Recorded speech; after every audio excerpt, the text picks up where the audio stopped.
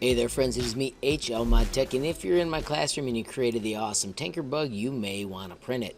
Before you do, there are a few things we need to get taken care of, so my friends, let's get cracking.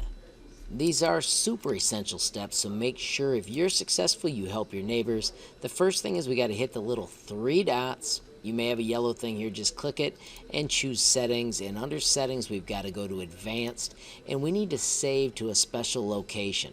So you need to say, always ask where you want to save, and then close that window, and that step is done. The second step is to make sure your design is flat like it's supposed to. You can have fancy things like I added my fancy words, I bite. Notice this piece would have fell out, so I just stuck a little stick underneath it so when it prints it'll actually stay there, and it's going to be cute and funny. Once you've got it built, we've got to export it to a special location. We want everything in the design, and it's going to be an STL file. Now here's where it gets a little silly. What I want you to do is scroll down and find the This PC button. Scroll down and find the S drive location. When you hit the S drive, you must choose HL, which is Harbor Lights.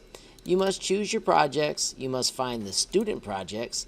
You must find the Harmon folder. And then we need to go all the way down and find the STL folder.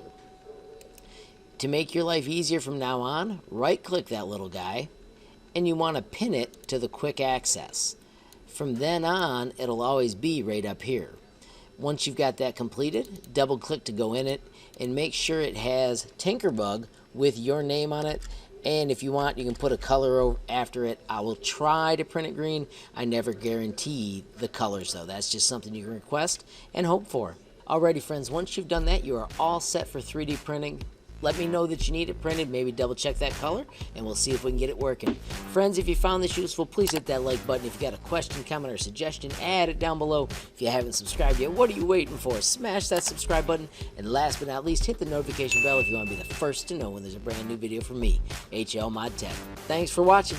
Have a great day.